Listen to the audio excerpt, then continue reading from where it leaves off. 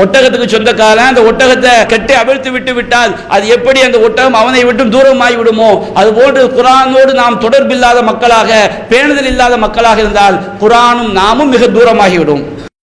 நாம் கொடுத்த அன்பளிப்புகளை திரும்ப பெறுதல் என்பது, ஒரு நாய் எப்படி வாந்தி எடுத்து அந்த வாந்தியை அந்த நாயை அது திரும்ப சாப்பிடுவது எப்படி நாம் வெறுக்கக்கூடிய காரியமோ, அதை எப்படி நாம் அசிங்கமாக கருதுவோமோ, அது போன்ற ஒரு காரியம் இந்த கொடுத்த அன்பளிப்பை திரும்ப பெறுவது என்று நபிகள் நாயகம் ஸல்லல்லாஹு அலைஹி வஸல்லம் நமக்கு என்ன செய்றாங்க, சொல்லி காட்டுறாங்க. ஒரு சபையில் உட்கார்ந்து ஃபதஃபர்ரகு அன் கைரி திக்ரின், இறைவனை நினைவு கூறாமல் அந்த சபை கலையும் என்று சொன்னார். நபி அல்லாஹ் சொல்றாங்க, இல்லா தஃபர்ரகு அம் மிஸ்லி ஜீஃபதி ஹிமார், அதாவது கழுதையினுடைய சவத்தை போன்று, செத்த கழுதை இருக்கு பாருங்க, செத்து போன கழுதை, செத்த கழுதையை போன்ற நிலையில் தான் அவர்கள் பிரிந்து செல்கின்றார்கள் அப்படின்னு நபி அல்லாஹ் சொல்லி காட்டுறாங்க. மறுமை நாள்ல அந்த சபை அவர்களுக்கு மிகப்பெரிய நஷ்டமாக, ஒரு பாதிப்பாக ஆகிவிடும் என்று அல்லாஹ்வின் தூதர் இந்த உதாரணத்தின் மூலமாக நாம் எந்த சபையில ஒன்று கூடினாலும் அங்கே இறைவனை நினைவு கூறக்கூடிய சபையாக இருக்க வேண்டும் என்று, சோதனைகளை கண்டு ஒரு மூமின் ஒருபோதும் அவன் தயங்கிவிடக் கூடாது.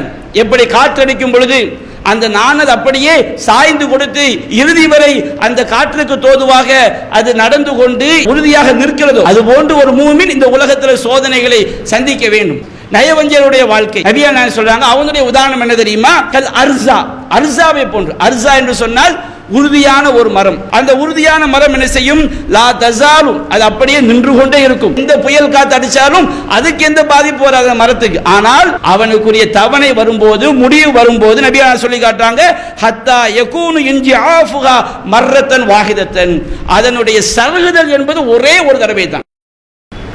அன்பிற்குரிய பெரியோர்களே, தாய்மார்களே, சகோதர சகோதரிகளே,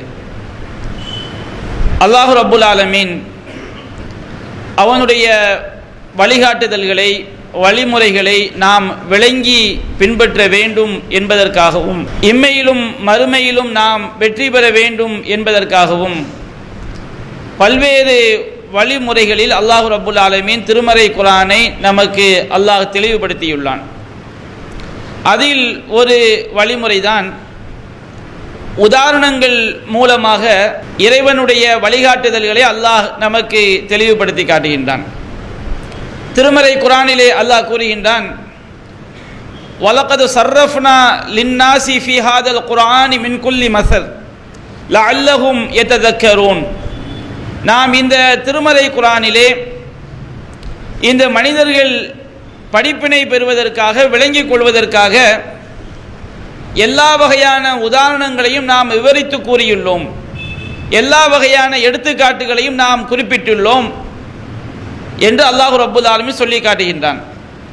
அதே போன்று மற்றொரு வசனத்தில் அல்லாஹ் கூறுகின்றான், வலகது சர்ரஃப்னா லின்னாசி ஃபீ ஹாதல் குர்ஆனி மின் குல்லி மஸல், நாம் இந்த திருமறை குர்ஆனிலே இந்த மனித சமுதாயத்திற்காக எல்லா வகையான எடுத்துக்காட்டுகளையும் உதாரணங்களையும் நாம் விவரித்து கூறியுள்ளோம். ஃபஅபா அக்ஸருன் நாசி இல்லா குஃபூரா, எனினும் அதிகமான மனிதர்கள், அதிகமானவர்கள் இறை நிராகரிப்பை தவிர வேறு எதையும் அவர்கள் செய்வதில்லை என்று அல்லாஹ் ரப்புல் ஆலமீன் குறிப்பிடுகின்றார். அப்போ உதாரணங்கள் என்பது ஒரு விஷயத்தை நாம் மிக எளிதாக சரியான முறையில் விளங்கிக் கொள்வதற்கு நமக்கு உதவி செய்யக்கூடியதாகும்.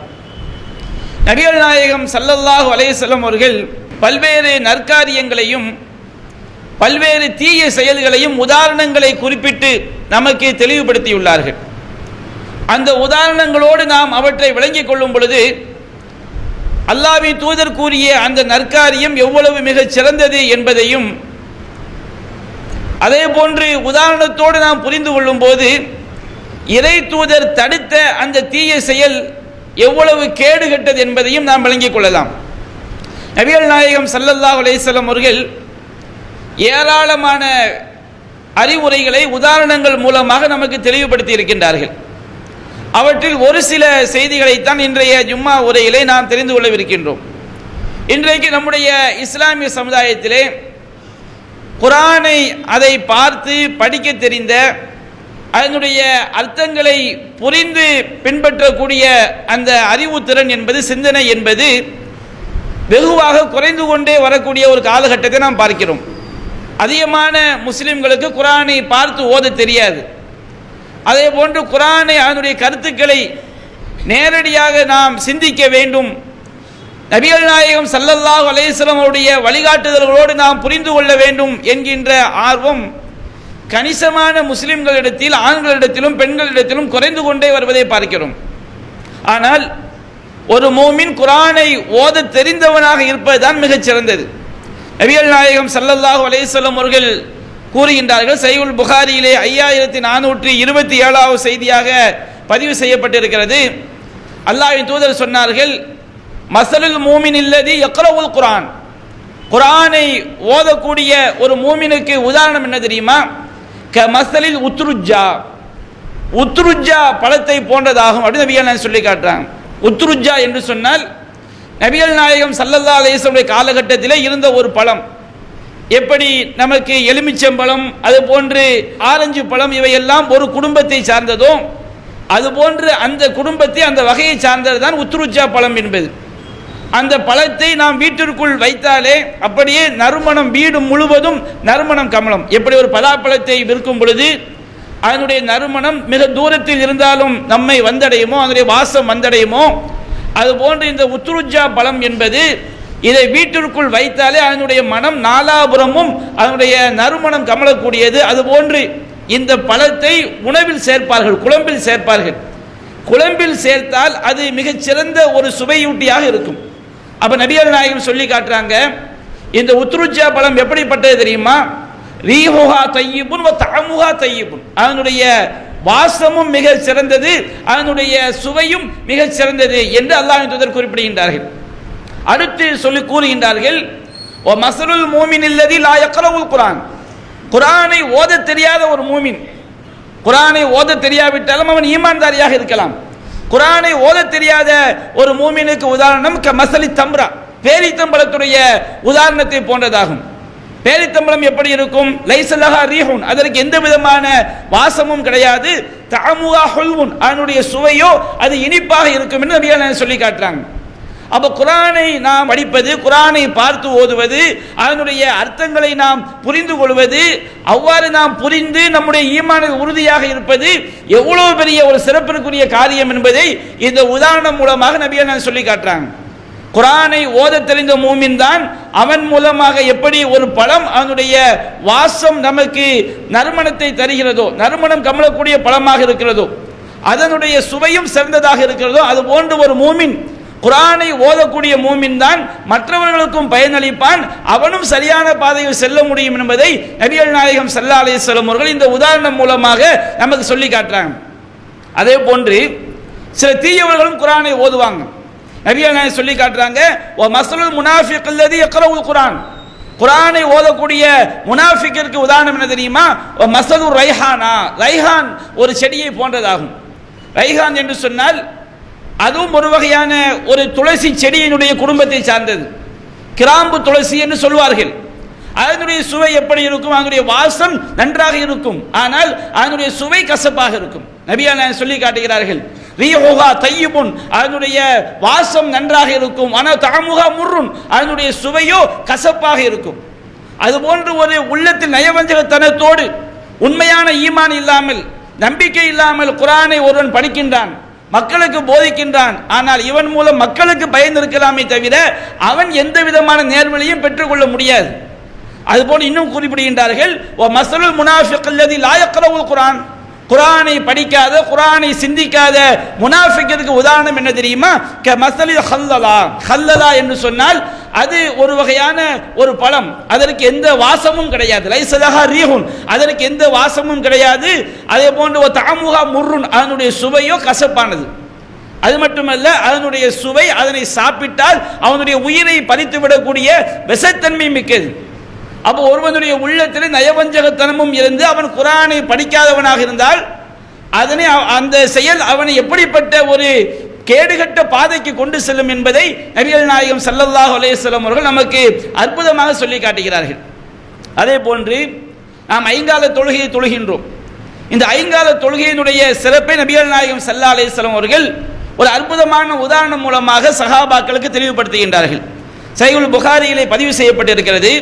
நபிகள் நாயகம் ஸல்லல்லாஹு அலைஹி வஸல்லம் அவர்கள் ஒரு தடவை சஹாபாக்களிடம் கேட்கிறார்கள், உங்களுடைய ஒருவருடைய வீட்டினுடைய வாசலுக்கு அருகே, வீட்டு வாசலுக்கு முன்னாடி அற்புதமான ஒரு ஆறு ஓடிக்கொண்டிருக்கிறது. அவர் அதில் ஒவ்வொரு நாளும் 5 தடவை குளிக்கின்றார். ஹல் யுபகி மின் தரணிஹி ஷையா, இவ்வாறு அவர் குளித்தால் அவருடைய உடலில் கொஞ்சமாவது அழுக்கை அந்த ஆறு விட்டு வைக்குமா? நாம் அன்றாடம் பார்க்கிறோம், சாதாரணமாக தூய்மையான ஆற்றில் ஒரு தடவை குளித்தாலே அவன் அவ்வளவு பரிசுத்தமாக புத்துணர்ச்சியாக இருப்பதை பார்க்கின்றோம். அப்போ ஒரு பரிசுத்தமான ஆற்றிலே ஒருவன் 5 தடவை குளிக்கின்றான். 5 தடவை குளித்தால் அது அவனுடைய உடம்பில் கொஞ்சமாவது அழுக்கை விட்டு வைக்குமான் நபிகள் நாயகம் ஸல்லல்லாஹு அலைஹி வஸல்லம் அவர்கள் சஹாபாக்களை கேட்கிறாங்க. அப்ப சஹாபாக்கள் சொல்றாங்க, லா யுபகி மின் தரணிஹி ஷையா, அல்லாஹ்வின் தூதரே, அவனுடைய உடலில் அழுக்கிலிருந்து கொஞ்சம் கூட அது விட்டு வைக்காது. அவன் தூய்மையானவனாக பரிசுத்தமானவனாக புத்துணர்ச்சி மிக்கவனாக இருப்பான். நபிகள் நாயகம் ஸல்லல்லாஹு அலைஹி வஸல்லம் சொன்னார்கள், ஃபதாலிக மஸலு ஸலவாத்தில் ஹம்ஸ், இதுதான் 5 வேளை தொழுகைக்கு உதாரணம். யம்ஹுல்லாஹு பில் ஹதாயா, இதன் மூலமாக 5 கால தொழுகை மூலமாக ஒருவனுடைய எல்லா பாவங்களையும் அல்லாஹ் அழித்து விடுகின்றான். 5 கால தொழுகை என்பது நம்முடைய அன்றாட பாவங்களை, ஒவ்வொரு தொழுகைக்கு மத்தியில் உள்ள சிறு பாவங்களை அது அழிக்கக்கூடியது என்று நபிகள் நாயகம் ஸல்லல்லாஹு அலைஹி வஸல்லம் அவர்கள் தொழுகையினுடைய முக்கியத்துவத்தை இந்த ஆற்றினுடைய உதாரணத்தோடு நாம் புரிந்து கொள்வதற்காக அல்லாஹ்வின் தூதர் நமக்கு இதை விளக்கி சொல்லி காட்டுகிறார்கள். தொழுகைக்காக நாம் உது செய்கிறோம். இந்த உது நமக்கு எவ்வளவு பெரிய ஒரு அந்தஸ்தை, ஒரு மிகப்பெரிய சிறப்பை மறுமையில் நமக்கு பெற்றுத்தரும் என்பதை நபிகள் நாயகம் ஸல்லல்லாஹு அலைஹி வஸல்லம் அவர்கள் ஒரு அற்புதமான உதாரணத்தின் மூலமாக நமக்கு தெளிவுபடுத்துகின்றார்கள். சஹீஹ் முஸ்லிமிலே இது பதிவு செய்யப்பட்டிருக்கிறது. ஒரு தடவை நபிகள் நாயகம் ஸல்லல்லாஹு அலைஹி வஸல்லம் அவர்கள் சஹாபாக்கள் அடக்கம் செய்யப்பட்டுள்ள இடத்திற்கு செல்கிறார்கள். அங்கு சென்று கபர் ஜியாரத்தின் போது ஓதக்கூடிய பிரார்த்தனையை ஓதுகிறார்கள். அஸ்ஸலாமு அலைக்கும் யா தார கௌமில் மூமினின், மூமின்களான வீட்டாரே, உங்கள் மீது அல்லாஹ்வுடைய சாந்தி உண்டாகட்டும். இன்னா இன்ஷா அல்லாஹு பிக்கும் லாஹிகூன், அல்லாஹ் நாடினால் நாங்கள் விரைவில் உங்களை சந்திக்கவிருக்கின்றோம். நஸலுல்லாஹ லனா வ லகுமுல் ஆஃபியா, உங்களுக்கும் எங்களுக்கும் நான் அல்லாஹ்விடம் மன்னிப்பை நாங்கள் கேட்கிறோம் என்ற பிரார்த்தனையை ஓதிவிட்டு நபிகள் நாயகம் ஸல்லல்லாஹு அலைஹி வஸல்லம் அவர்கள் அந்த கபருஸ்தான்ல மையவாடியில சஹாபாக்கள் எல்லாம் சுற்றி நிற்கும் பொழுது அல்லாஹ்வின் தூதர் சொன்னார்கள், வதித்து அன் கத்ர் ஐனா இஹ்வானனா, எங்களுடைய சகோதரர்களை சந்திப்பதற்கு நான் விரும்புகிறேன் அப்படின்னு சொல்றாங்க. அஸ்ஹாப் என்றாலும் சகோதரர்கள், தோழர்கள் என்று பொருள். இஹ்வான் என்றாலும் சகோதரர்கள் என்று பொருள். ஆனால் அஸ்ஹாபுக்கும் இஹ்வானுக்கும் வித்தியாசம் என்ன? அஸ்ஹாப் என்று சொன்னால் நம்மோடு சமகாலத்திலே நம்மோடு பழகக்கூடியவர்கள் சாஹிப் என்று சொல்வார்கள். இஹ்வான் என்று சொன்னால் இன்னமல் மூமினூன இஹ்வத்துன், மூமின்கள் அனைவரும் சகோதரர்கள். கியாமத் நாள் வரைக்கும் வரக்கூடிய எல்லா மூமின்களுமே அவர்கள் கொள்கை அடிப்படையில் சகோதரர்களாக மாறிவிடுகின்றார்கள். அப்ப நபிகள் நாயகம் ஸல்லல்லாஹு அலைஹி வஸல்லம் சொன்னார்கள், நான் என்னுடைய இஹ்வான்களை சகோதரர்களை சந்திக்க விரும்புகிறேன் அப்படின்னு சொல்லும்போது சஹாபாக்கள் தான் கேட்டார்கள், அல்லாஹ்வின் தூதரே, நாங்கள் எல்லாம் உங்களுடைய சகோதரர்களா இல்லையான்னு கேட்கும் பொழுது நபிகள் நாயகம் சொன்னார்கள், அன்தும் அஸ்ஹாபி, நீங்கள் எல்லாம் என்னுடைய தோழர்கள், என்னோடு சமகாலத்தில் என்னோடு நீங்கள் பழகி கொண்டிருக்கிறீர்கள். நான் சொல்லக்கூடிய அந்த இஹ்வான்கள், அந்த தோழர்கள் யார் என்று சொன்னால் அவர்கள் பிற்காலத்தில் வரக்கூடியவர்கள் அப்படின்னு நபிகள் நாயகம் சொல்றாங்க.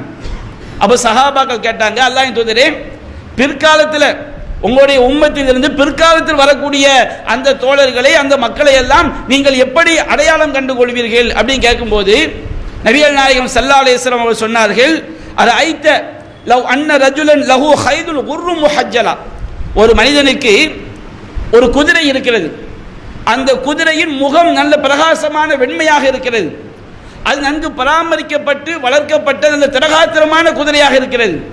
திரகாத்திரமான குதிரை என்றால் எப்படி? ஒரு மிகப்பெரிய குதிரை மந்தை நிற்கும் பொழுது இந்த குதிரை மட்டும் தனித்து தெரியும், அதனுடைய முகம் மட்டும் வெள்ளை நிற புள்ளிகளோடு பிரகாசமாக இருக்கிறது. அப்ப அப்படிப்பட்ட ஒரு குதிரை உங்களில் ஒருவருக்கு இருக்கிறது. அந்த குதிரை எங்கே நிற்கிறது? பைனல் லஹரை ஹைரின் ருஹுமின் புஹுமின், அதாவது ஆயிரக்கணக்கான குதிரைகள் நிறைந்த அந்த ஆயிரக்கணக்கான குதிரைகளும் அடர் கருப்பு நிறத்திலே உள்ள குதிரைகள். அப்ப அடர் கருப்பு நிறத்திலே உள்ள ஆயிரக்கணக்கான குதிரைகள் உள்ள ஒரு மந்தையிலே உங்களுக்குரிய முகத்தில் மட்டும் வெண்மை நிறம் மிக்க ஒரு குதிரை இருந்தால் அதை நீங்கள் கண்டுபிடிப்பதை சிரமப்படுவீர்களா? அல்லாஹ்வின் தூதரே, நாங்கள் மிக இலகுவாக அதை கண்டுபிடித்து விடுவோம். ஆயிரக்கணக்கான குதிரைகள் கருப்பு நிறத்தில் இருந்தாலும் நம்முடைய ஒரே ஒரு குதிரை திரகாத்திரமான குதிரை, அதெல்லாம் பார்ப்பதற்கு உயரமாக இருக்கிறது, முகம் மட்டும் வெள்ளை கலர்ந்து இருக்குது, அப்ப கருப்பு குதிரைகளுக்கு மத்தியில அந்த உயர்ந்த வெள்ளை நிற குதிரையை கண்டுபிடிப்பது எப்படி சிரமமாக இருக்கும்? அப்ப நபிகள் நாயகம் சொன்னார்கள், ஃபைன்னஹும் யௌதூன குர்ரம் முஹஜ்ஜலீன மின் அஸ்ரில் உது. அவர்கள் மறுமை நாளில் உது செய்த காரணத்தினால், ஐங்கால தொழுகைக்காக இறைவனுக்காக இஹ்லாஸான முறையிலே உது செய்த காரணத்தினால் அவருடைய முகங்கள் பிரகாசிக்க கூடியவர்களாக மறுமை நாளில் வருவார்கள். அன ஃபரத்துஹும் அலல் ஹவுல், நான் அவர்களுக்காக ஹவுதுல் கௌசர் தடாகத்திலே நான் காத்திருப்பேன் என்று நபிகள் நாயகம் ஸல்லல்லாஹு அலைஹி வஸல்லம் அவர்கள் மறுமை நாளில் நாம் இறைவனுக்காக இந்த உலகத்தில் இஹ்லாஸான முறையில் சரியான முறையில் பரிபூர்ணமாக உது செய்த ஐங்கால தொழுகைகளை நிறைவேற்றினால் நமக்கு மறுமையில் எப்படிப்பட்ட ஒரு சிறப்பு கிடைக்கும், ஒரு அந்தஸ்து கிடைக்கும் என்பதை இந்த உதாரணத்தின் மூலமாக நபிகள் நாயகம் ஸல்லல்லாஹு அலைஹி வஸல்லம் அவர்கள் நமக்கு சொல்லி காட்டுறாங்க. இந்த உலகத்தில் அல்லாஹ்வை நம்பிக்கை கொண்ட மூமின்கள் முஸ்லிம்கள் நாம் எப்படி ஒருவரோடு ஒருவர் பழக வேண்டும், ஒருவரோடு ஒருவர் நடந்து கொள்ள வேண்டும் என்பதற்கு நபிகள் நாயகம் ஸல்லல்லாஹு அலைஹி வஸல்லம் அவர்கள் அற்புதமான 2 உதாரணங்கள் நமக்கு சொல்லி காட்டுகிறார்கள். அல்லாஹ்வின் தூதர் சொல்கிறார்கள், சஹீஹ் முஸ்லிமிலே பதிவு செய்யப்பட்டிருக்கிறது, மஸலுல் மூமினீன ஃபி தவாத்துஹிம் வ தராஹுமிஹிம் வ தஆத்துஃபிஹிம். மூமின்கள் அல்லாஹ்வை நம்பிக்கை கொண்டவர்கள் ஒருவருக்கொருவர் அன்பு காட்டுவதில், ஒருவருக்கொருவர் கருணை காட்டுவதில், ஒருவரோடு ஒருவர் இணைந்து செயல்படுவதில் அவர்களுக்குரிய உதாரணம் என்ன தெரியுமா? மஸலுல் ஜஸத், ஒரு உடம்பினுடைய உதாரணத்தை போன்று. உடம்புல தலை இருக்குது, கைகள் இருக்குது, கண்கள் இருக்கிறது, காதுகள் இருக்கிறது, இப்படி பல பாகங்கள் இருக்கிறது. நபிகள் நாயகம் சொல்றாங்க, இதஷ்தகா உதுவும் மின்ஹு, அந்த உடலில் ஏதாவது ஒரு பாகம் பாதிப்புக்குள்ளாகிவிட்டால் ததாஆ லஹு சாயிருல் ஜஸத் பிஸ்ஸஹரி வல் ஹும்மா, அதற்காக ஒரு உடலில் ஏதாவது ஒரு உறுப்பில் பாதிப்பு வந்து விட்டால் மற்ற உறுப்புகள் எல்லாம் இரவில் கண் தூங்காமல் வேதனையால் கண் முழித்துக் கொண்டு, மற்ற உறுப்புகள் எல்லாம் காய்ச்சல் கொண்டு அவை ஒன்றோடொன்று இணைந்து செயல்படுகின்றது. நபிகள் சொல்லி காட்டுறாங்க, ஒரு மூமின்கள் எப்படி இருக்க வேண்டும்? உலகத்தில் அல்லது ஒரு ஊருக்குள்ள ஒரு நாட்டுக்குள்ள ஒரு மூமினுக்கு அநீதி வைக்கப்பட்டால், ஒரு உடலில் ஒரு உறுப்பு பாதிக்கப்பட்டால் எப்படி மற்ற எல்லா உறுப்புகளும் அதற்காக தூக்கம் இல்லாமல் கண் வலியா இருக்குது அப்படி வைத்துக் கொள்ளுங்கள். நம்ம உடம்புல நிம்மதியா தூங்க முடியுமா? கை எனக்கென்ன அது இருக்குமா? கால் எனக்கென்னவென்று இருக்குமா? அப்படி இருக்காது. உடம்புல ஏதாவது ஒரு பகுதி பாதிக்கப்பட்டால் மொத்த உடம்புமே அந்த வேதனையினால் அது அவதிப்படும், துன்பப்படும். உடல் முழுவதும் ஆரோக்கியமாக இருந்தால் தான் எல்லா உறுப்புகளும் ஆரோக்கியமாக இருக்கும். அப்ப நபிகள் சொல்லி காட்டுறாங்க, மூமின்கள் ஒரு உடலை போன்று இந்த உலகத்தில் செயல்பட வேண்டும். ஒரு மூமினுக்கு பாதிப்பு என்றாலும் எல்லா மூமின்களும் அந்த மூமினுடைய பாதிப்பை களைவதற்கு துணை நிற்க வேண்டும் என்று ஈமானுடைய அம்சத்தை, சகோதரத்துவத்தின் முக்கியத்துவத்தை நபிகள் நாயகம் ஸல்லல்லாஹு அலைஹி வஸல்லம் அவர்கள் இந்த அற்புதமான உதாரணம் மூலமாக நமக்கு சொல்லி விளக்கி காட்டுகிறார்கள். அதுபோன்று சஹீஹுல் புகாரியிலே பதிவு செய்யப்பட்டிருக்கிறது, நபிகள் நாயகம் சொன்னார்கள், அல் மூமினு லில் மூமினி கல் புன்யான், ஒரு மூமின் ஒரு இறை நம்பிக்கையாளர் இன்னொரு இறை நம்பிக்கையாளருக்கு ஒரு கட்டடத்தை போன்று இருவரும் இருக்க வேண்டும்.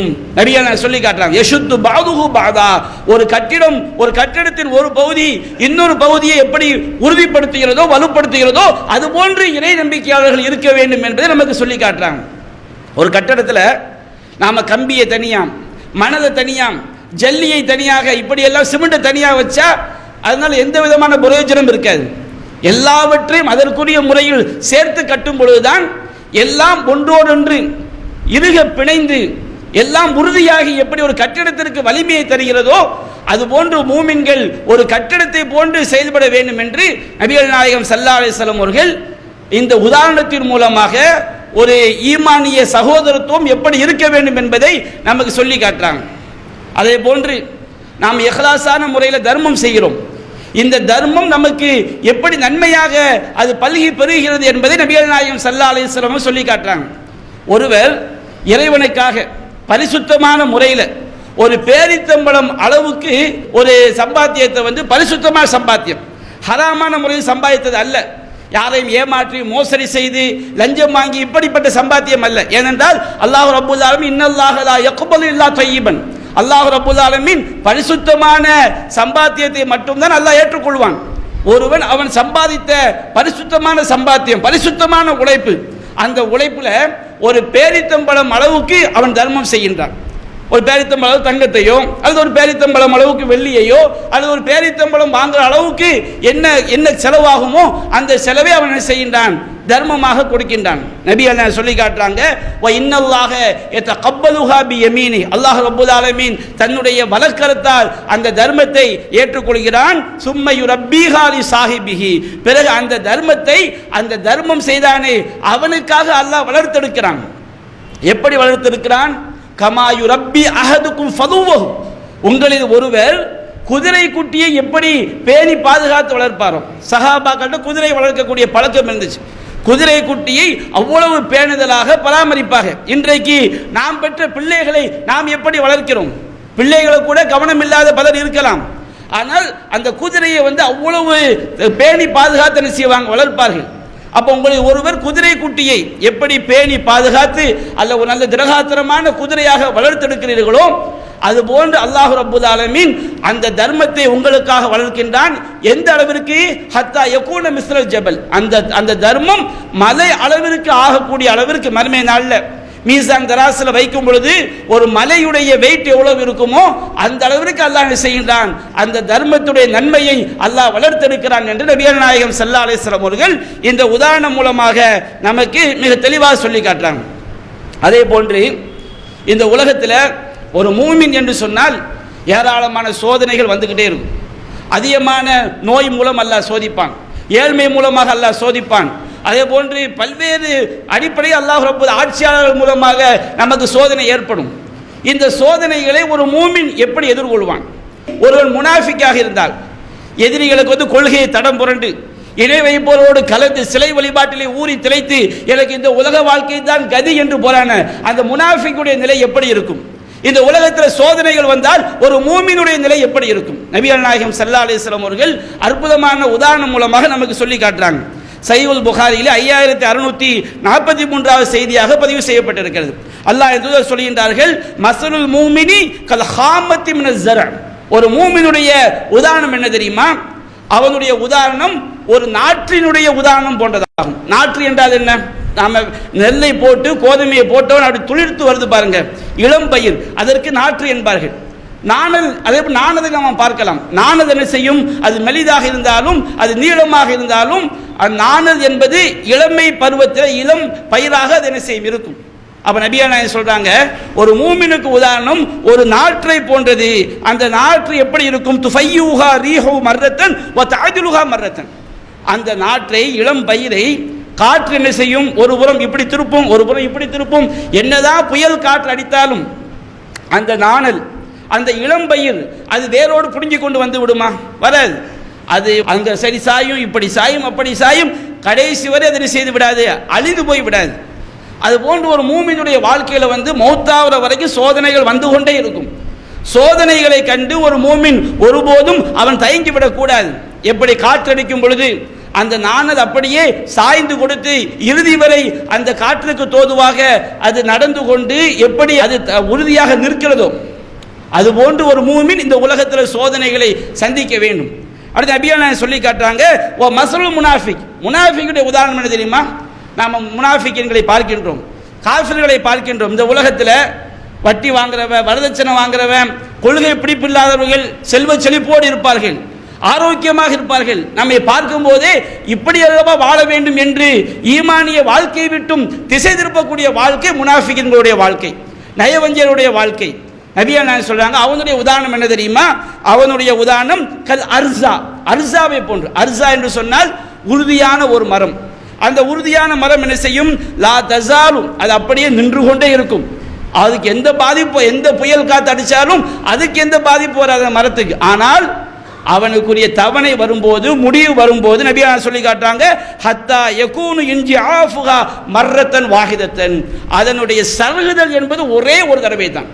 ஒரு தடவை காற்று அதனை வேரோடு புடுங்கிட்டு வச்சுக்கிடுங்க, அதுக்கு பிறகு அதான் எழுந்து நிற்க முடியாது. ஆனால் ஈமான் அப்படி கிடையாது, ஒரு மூமின் அப்படி கிடையாது. எத்தனை சோதனைகள் வந்தாலும் எத்தனை வேதனைகள் வந்தாலும் அவன் அந்த சோதனைகளை எல்லாம் தாங்கக்கூடிய பக்குவத்தை அவனுடைய ஈமான் அவனுக்கு கொடுக்கும். ஆனால் ஒரு முனாஃபிக்கிற்கு அவன் நிம்மதியாக வாழ்வதை போன்று தெரியும். அவன் மரணித்து விட்டால் அத்தோடு அவனுடைய கதை முடிந்து விட்டது. மீண்டும் அவன் ஒருபோதும் திருந்தி வாழக்கூடிய வாய்ப்பு ஒருபோதும் கிடைக்காது என்று நபிகள் நாயகம் ஸல்லல்லாஹு அலைஹி வஸல்லம் அவர்கள் சோதனைகளை சந்திப்பதில் மூமின்கள் எப்படி நடந்து கொள்ள வேண்டும், பிற முனாஃபிக்கின்களை பார்த்து இறை மறுப்பாளர்களை பார்த்து நாம் ஏமாந்து விடக்கூடாது, தவறான பாதையில் சென்று விடக்கூடாது என்கின்ற உதாரணத்தை நமக்கு அற்புதமாக சொல்லி காட்டுறாங்க. மார்க்கத்தில் நயவஞ்சக வேடம் போடுவார்கள், நன்றாக மார்க்கத்தை தெரிந்திருப்பார்கள். தௌஹீத் என்றால் இப்படித்தான், இறைவனுக்கு இணை வைக்க கூடாது என்றெல்லாம் நன்றாக தெரிந்திருப்பார்கள். ஆனால் அவனுடைய சுயலாபம் என்று வந்துவிட்டால், உலக லாபம் சம்பாதிக்க வேண்டும், இந்த உலகத்திலே பணத்தை பெருக்க வேண்டும் என்ற ஆசை வந்துவிட்டால், எதையெல்லாம் மார்க்கம் இணை வைப்பு என்று சொல்கிறதோ, எவற்றையெல்லாம் மார்க்கம் வழிகேடு என்று சொல்கிறதோ, எல்லா காரியங்களையும் எல்லாத்தையும் ரொம்ப ஈஸியாக போய் கலந்து கொள்வாங்க. யார் இப்படி ஆனாரு, எல்லாம் உலகம் தாங்க, சம்பாதிக்கணும்ல, எல்லாம் மார்க்கத்தை பேசிக்கொண்டு இருந்தால் நாம் சம்பாதிக்க முடியுமா? ஒரு தடவை ஒரு காலத்தில் ஒரு ஆளை போய் சந்திக்கிறோம், கடையில் ஃபுல்லாக பான்பராக் தொங்கி கொண்டு இருக்கிறது. அப்போ அவர்கிட்ட சொல்கிறோம், பாய் இந்த பான்பராக்லாம் விற்கக்கூடாது, மார்க்க ஹராம் ஆக்கி இருக்குது, பீடி சிகரெட்லாம் மார்க்கத்தில் ஹராம். அப்போ அவர் சொல்கிறாரு, பாய் 1400 ஆண்டுகளுக்கு முன்னாடி வாழ்ந்தாங்களே அந்த மாதிரி நம்ம வாழ்ந்தோம்னு சொன்னோம்னா இந்த உலகத்தை சம்பாதிக்க முடியாது பாய், உங்கள் போதனையெல்லாம் உங்கள் வீட்டில் போய் சொல்லுங்க. எந்த மாதிரி ஒரு மனநிலை பாருங்கள். அப்போ இந்த நயவஞ்சகர்கள் மார்க்கத்தில் சுயலாபம் என்று வந்துவிட்டால் கொள்கையை சட்டையை கலற்றி வீசி எறிவதை போன்று வீசி எறிகிறாங்களா இல்லையா? இந்த நயவஞ்சகர்களுக்கு நபிகள் நாயகம் ஸல்லல்லாஹு அலைஹி வஸல்லம் அவங்க அற்புதமான உதாரணத்தை சொல்லி காட்டுறாங்க. சஹீஹ் முஸ்லிம்லே பதிவு செய்யப்பட்டிருக்கிறது, மஸலுல் முனாஃபிகி க மஸலி ஷாத்தில் ஆயிரா பைனல் கனமைன். ஒரு முனாஃபிக்குடைய நயவஞ்சகனுடைய உதாரணம் என்ன தெரியுமா? 2 கிடா ஆடுகள், 2 ஆண் ஆடுகளையும் அந்த 2 ஆண் ஆடுகளுக்கு மத்தியில் ஒரு பெண் ஆட்டை, ஒரு பெட்டை ஆட்டை வைத்தால் அந்த பெட்டை ஆட்டினுடைய நிலை எப்படி தடுமாறிய நிலையாக இருக்குமோ அது போன்று நயவஞ்சகனுடைய நிலை. போய் படிச்சு பாருங்க. 2 கிடா ஆடுகளோட ஒரு பெட்ட ஆட்டை வச்சா அந்த ஆடு என்ன ஆகும்? எப்போதும் சோர்வாகவே இருக்கும். அது எப்போது கவலை, இந்த ஆட்டத்தை ஒதுங்கிறதா இந்த ஆட்டுக்கிட்ட ஒதுங்கிறதா? நயவஞ்சகனுடைய நிலை அதுதான். துன்யாதான், மார்க்க முக்கியம் இல்லை, சம்பாதிக்க வேண்டும், இவங்களும் வேண்டும் அவங்களும் வேண்டும் வந்துட்டு வச்சுக்கிடுங்க. சத்தியத்தின் பக்கம் நிற்க வேண்டும் என்பதை தவிர்த்து 2ம் சரி 2யும் போகணும் என்று செல்லும் போது அவன் நயவஞ்சக நிலைக்கு தள்ளப்படுகின்றான். நயவஞ்சக நிலைக்கு தள்ளப்படக்கூடிய எப்படி ஆகிவிடுகின்றான்? 2 கிடா ஆடுகளுக்கு மத்தியில், 2 ஆண் ஆடுகளுக்கு மத்தியில் ஒரு பெட்டை ஆடை, அதனுடைய நிலை எப்படியோ அது போன்ற ஒரு நிலை. சில நேரங்களில் அந்த பெட்டை ஆடு எதுவுமே சாப்பிடாதான். இந்த 2 கிடா குட்டி சண்டை போட்டு வச்சுக்கிடுங்க, அதனுடைய நிலை அதை விட மோசமாக ஆகிவிடுமாம். அந்த ஆடு வளர்க்கக்கூடியவங்கள்ட்ட போய் நம்ம கேட்டான்னு செய்வாங்க, சொல்லி காட்டுவாங்க. அந்த மாதிரி இந்த நயவஞ்சகனுடைய நிலை ஆகிவிடும். தயிரு இலாஹாதிஹி மர்ரத்தன் வ இலாஹாதிஹி மர்ரத்தன். ஒரு தடவை இந்த கூட்டத்தோட போய் சேருமா அந்த கிடா ஆடு, அந்த பெட்ட ஆடு என்ன செய்யும்? ஒரு தடவை இந்த கிடா குட்டியோட போய் சேரும், இன்னொரு தடவை அந்த கிடா குட்டியோட போய் சேரும். இதை மாதிரி நயவஞ்சகனுடைய நிலை ஆகிவிடும். அவனுடைய மனநிலை தனக்கு இங்கு லாபம் கிடைச்சா அங்கிட்டு, அங்கிட்டு லாபம் கிடைச்சா அங்கிட்டு என்று ஆகக்கூடிய ஒரு நிலைக்கு அவன் ஆகிவிடுவான் என்று நபிகள் நாயகம் ஸல்லல்லாஹு அலைஹி வஸல்லம் ஒருபோதும் இந்த நயவஞ்சகனுடைய நிலை மூமின்களிடத்தில் வந்துவிடக் கூடாது என்பதை நமக்கு இந்த உதாரணம் மூலமாக சொல்லி காட்டுறாங்க. அதே போன்று நாம் பல சபைகள் ஒன்று கூறுறோம், ஒரு 3 பேர் உட்கார்ந்து பேசுகிறோம், ஒரு 5 பேர் உட்கார்ந்து பேசுகிறோம், ஒரு 10 பேர் உட்கார்ந்து பேசுகிறோம். இந்த சபைகள் நாம் எந்த சபையாக இருந்தாலும், ஒரு டீ கடையில் 4 பேர் சேர்ந்து பேசினாலும் சரி, இந்த சபைகளில் நாம் அல்லாஹ்வை பற்றி நினைவு கூற வேண்டும். அல்லாஹ்வை பற்றி நினைவு கூற என்ன? ஏதாவது ஒரு ஆச்சரியமான விஷயத்தை பேசும்போது மாஷா அல்லாஹ், ஒரு சந்தோஷமான செய்தியை கேட்கும்போது அல்ஹம்துலில்லாஹ், இப்படி அல்லாஹ்வை நினைவு கூறக்கூடிய சபையாக தான் ஒரு மூமின்களுடைய சபை இருக்க வேண்டும். எந்த ஒரு சபையிலும் மார்க்கத்து அல்லாஹ்வை நினைவு கூறாத ஆட்டம் பாட்டத்துடைய சபை, இந்த மாதிரி சபையில் நம்ம இருக்க வச்சுக்கிடுங்க, அது மார்க்கம் தடுக்கிறது, அது வழிகேடு. ஆனால் ஒரு மூமின், நம்ம சபையில் மூமின்களாக கூடி இருக்கிறோம், அல்லாஹ்வை நினைவு கூறாமல் நாம் அந்த சபையை கலைக்கிறோம் வச்சுக்கணும். நம்ம அன்றாடம் பேசும்போது அல்லாஹ் அக்பர், ஏதாவது தேவைப்பட்ட சுபஹான் அல்லாஹ், அல்ஹம்துலில்லாஹ், மாஷா அல்லாஹ், அல்லது நம்ம சபை முடியும் பொழுது சுபஹானக அல்லாஹும்ம பிஹம்திக அங்க துவா ஓதுறது, இந்த மாதிரி இறைவனை நினைத்து பார்க்காமல் ஒரு சபை கலந்து செல்லும் என்றால் நபிகள் நாயகம் சொல்லிக்காரு சபையோட நிலைமை என்ன? அல்லாஹ் சொல்றாங்க, அபூ ஹுரைரா ரலியல்லாஹு அன்ஹு அறிவிக்கிறாங்க, மா ஜலஸ கௌமும் மஜ்லிஸன், ஒரு கூட்டம் ஒரு சபையில் உட்கார்ந்து ஃபதஃபர்ரகு அன் கைரி திக்ரின், இறைவனை நினைவு கூறாமல் அந்த சபை கலையும் என்று சொன்னார். ஏதோ விஷயத்துக்கான கூறுறாங்க. அந்த சபையில் ஒரு தடவை கூட அல்ஹம்துலில்லாஹ் வல்ல, ஒரு தடவை கூட அல்லாஹ் அக்பர் வல்ல, ஒரு தடவை கூட சுப்ஹான் அல்லாஹ் வல்ல, ஒரு தடவை கூட அவங்க மாஷா அல்லாஹ் சொல்லல. அந்த மாதிரி இறைவனை நினைவு கூறக்கூடிய எந்த பேச்சையும் பேசல. சபை கலையும் போது கூட துவா ஓதவில்லை என்று வைத்துக் கொள்ளுங்கள். நபி அல்லாஹ் சொல்றாங்க, இல்லா தஃபர்ரகு அம் மிஸ்லி ஜீஃபதி ஹிமார். அதாவது கழுதையினுடைய சவத்தை போன்று, செத்த கழுதை இருக்கு பாருங்க, செத்து போன கழுதையை பொறுத்த வரைக்கும் அதை உயிரோடு இருந்தாலே செம நாற்ற அடிக்கும். கழுதையுடைய அதை சரியாக பராமரிக்கவில்லை என்றால் கடுமையான நாற்றம் பிடித்தது. அல்லது செத்த கழுதை எப்படி இருக்கும்? செத்த கழுதையை போன்றுதான் அவர்கள் பிரிந்து செல்கிறார்கள். அப்படி என்றால் அவர்களுடைய பாவம் அவர்களோடு ஒட்டி கொண்டிருக்கக்கூடிய நிலையில் ஒரு கழுதை, செத்த கழுதையில் எப்படி துர்வாடை வருமோ அது போன்று அந்த ஒரு சபை கூடி விட்டால் 4 பேரை பற்றி புறம் பேசுவோம், ஏதாவது பேசிடுவோம், தப்பாக பேசுவோம், அதாவது பாவமான காரியத்தை பற்றி பேசிடலாம், அல்லாஹ் காப்பாற்றணும். ஆனால் நாம் அந்த சபையில் அல்லாஹ்வை நினைவு கூறும்போது, சபை கலையும் போது ஓதக்கூடிய துவாவை ஓதும் போது நம்மையும் அறியாமல் பிழைகள் நடந்திருந்தால் அது அதற்கு பரிகாரமாக ஆகிறது. அப்படி அல்லாஹ்வை நினைவு கூறாமல் அந்த சபை கலையும் என்று சொன்னால் செத்த கழுதையை போன்ற நிலையில் தான் அவர்கள் பிரிந்து செல்கின்றார்கள் அப்படின்னு நபியான சொல்லி காட்டாங்க. வ கானதாலிக்கல் மஜ்லிஸ் அலைஹிம் ஹஸ்ரத்தன் யௌமல் கியாமா. மறுமை நாளில் அந்த சபை அவர்களுக்கு மிகப்பெரிய நஷ்டமாக, ஒரு பாதிப்பாக ஆகிவிடும் என்று அல்லாஹ்வின் தூதர் இந்த உதாரணத்தின் மூலமாக நாம் எந்த சபையில் ஒன்று கூடினாலும் அங்கே இறைவனை நினைவு கூறக்கூடிய சபையாக இருக்க வேண்டும் என்று அல்லாஹ்வின் தூதர் நமக்கு சொல்லி காட்டுறாங்க. அல்லாஹ்வின் தூதர் ஏராளமான செய்தியை சொல்லி இருக்கின்றார்கள். நபிகள் நாயகம் ஸல்லல்லாஹு அலைஹி வஸல்லம் அவர்கள் கூறுகின்றார்கள், சஹீஹுல் புகாரியிலே 2589வது செய்தியாக பதிவு செய்யப்பட்டிருக்கிறது. அல் ஆயிது ஃபி ஹிபத்திஹி, தன்னுடைய கொடுத்த அன்பளிப்பை திரும்ப பெறக்கூடியவனுடைய நிலைமை என்ன தெரியுமா? கல் கல்பி யகீவு சும்ம யஊது ஃபி கையிஹி. நாயை போன்ற உதாரணம் தான் கொடுத்த அன்பளிப்பை திரும்ப பெறக்கூடியவர்கள். எப்படிப்பட்ட நாய்? அந்த நாய் அது வாந்தி எடுக்கிறது, அது தன்னுடைய வயிற்றில் உள்ளது, அது தானாகவே வாந்தி எடுத்து பிறகு சும்ம யஊது ஃபி கையிஹி, அந்த வாந்தியை திரும்ப என்ன செய்கிறது? அது மீண்டும் அது சாப்பிடுகிறது. நம்ம வாந்தியை ரொம்ப வெறுப்போம். நம்ம பெத்த புள்ள வாந்தி எடுத்தால் கூட அதை நான் வெறுக்கக்கூடிய அந்த வெறுக்கக்கூடிய தன்மை நம்மிடம் என்ன செய்கிறது? இருக்கிறது. அப்போ அடுத்தவன் வாந்தி எடுத்தான்.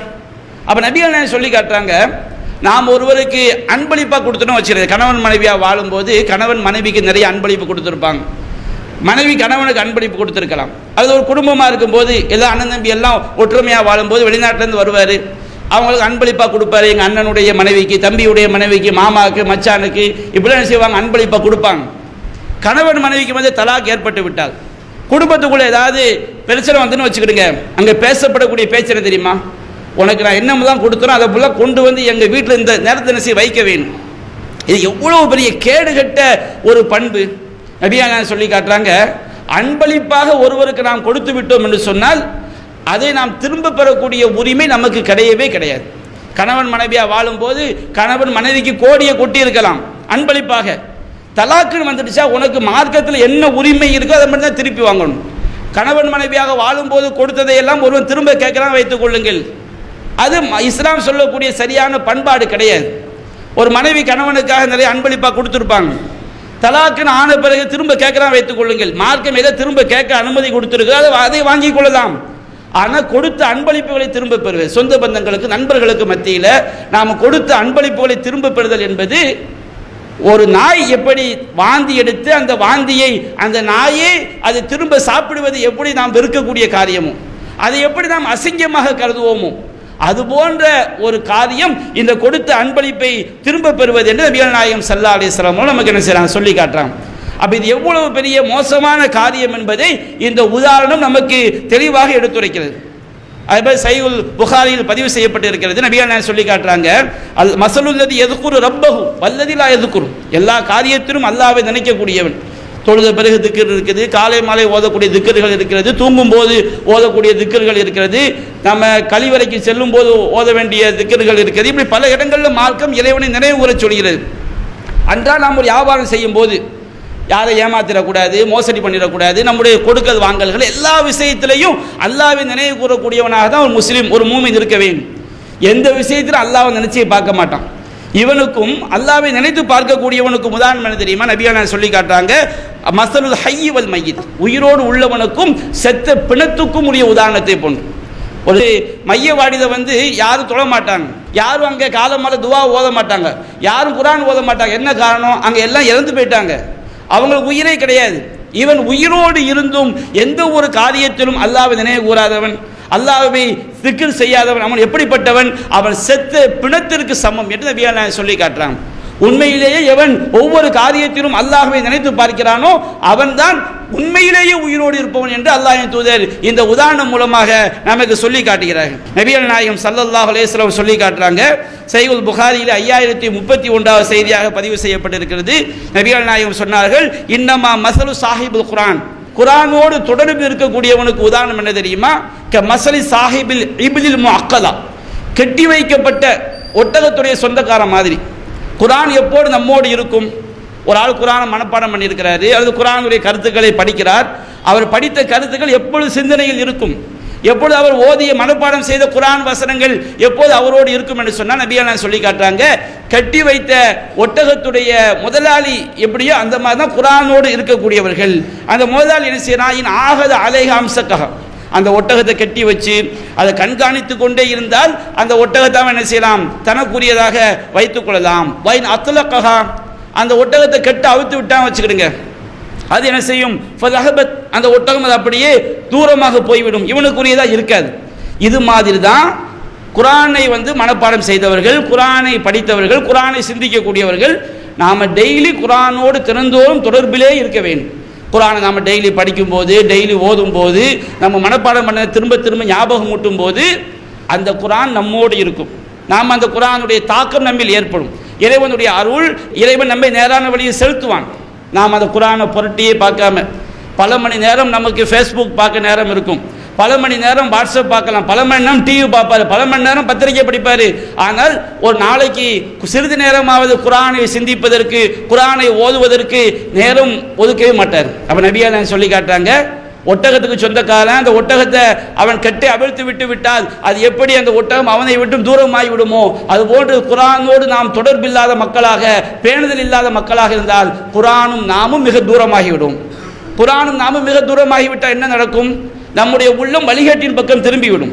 வழிகேட்டின் பக்கம் திரும்பினால் நமக்கு மரணம் வந்து விட்டால், வழிகேட்டிலேயே மரணித்து விட்டால் மறுமையில் மிகப்பெரிய நஷ்டமாகிவிடும். என் அன்பிற்குரிய சகோதரர்களே, தாய்மார்களே, நபிகள் நாயகம் ஸல்லல்லாஹு அலைஹி வஸல்லம் அவர்கள் நூற்றுக்கணக்கான விஷயங்களை நமக்கு உதாரணங்கள் மூலமாக தெளிவுபடுத்தி இருக்கிறார்கள். இந்த உதாரணங்கள் நாம் படிப்பினை பெறுவதற்காக, நம்மை நாம் சீர்திருத்திக் கொள்வதற்காக, நாம் நேர்வழியில் நிலைத்து நிற்பதற்காக அல்லாஹ்வின் தூதர் சொன்ன அந்த உதாரணங்களை நாம் சரியாக விளங்கி நம்முடைய நற்காரியங்களை நாம் ஆர்வம் காட்ட வேண்டும், தீய காரியங்களை விட்டு நம்மை தூரமாக்கிக் கொள்ள வேண்டும். அல்லாஹ் ரப்புல் ஆலமீன் ஈமானோடு வாழ்ந்து ஈமானோடு மரணிக்கக்கூடிய நன்மக்களாக நம் அனைவரையும் ஆக்கி அருள் புரிவானாக. வ ஆஹிரு தஅவானா அல்ஹம்துலில்லாஹி ரப்பில் ஆலமீன்.